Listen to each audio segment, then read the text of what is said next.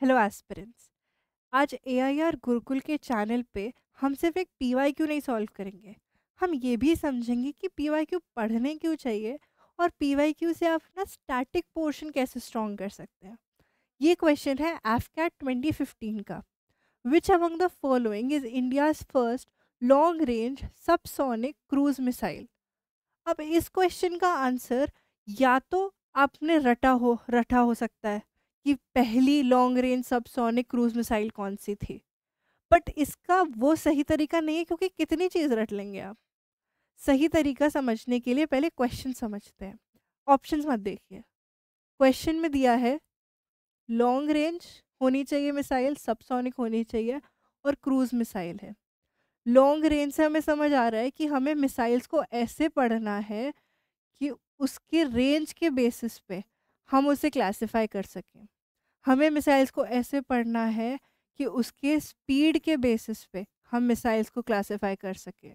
हमें मिसाइल्स को ऐसे पढ़ना है कि उसके ट्रैजेक्टरी के बेस पे हम मिसाइल्स को क्लासिफाई कर पाएँ। अब मैं आपके लिए चीट शीट लेके आई हूँ जिसको आप स्क्रीनशॉट भी कर सकते हैं। रेंज के बेसिस पे 4 तरह की मिसाइल्स होती हैं, शॉर्ट, मीडियम, इंटरमीडिएट और लॉन्ग। दूसरा पॉइंट था आपका स्पीड के बेसिस पे। स्पीड किस किस टाइप की होती है?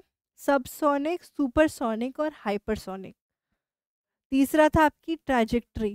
ट्रैजेक्टरी 2 तरह की हो सकती है मिसाइल्स की, या तो बैलिस्टिक या क्रूज मिसाइल्स होती हैं। ट्रैजेक्टरी के बेस पे क्लासिफिकेशन।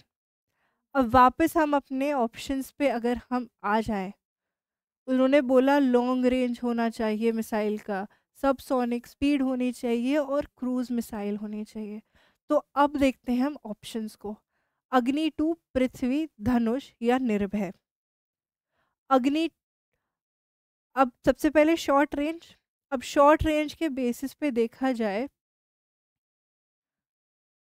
तो ये तीनों शॉर्ट रेंज है, लेकिन अग्नि 2 तो मीडियम रेंज है, तो ये तो एलिमिनेट हो गई।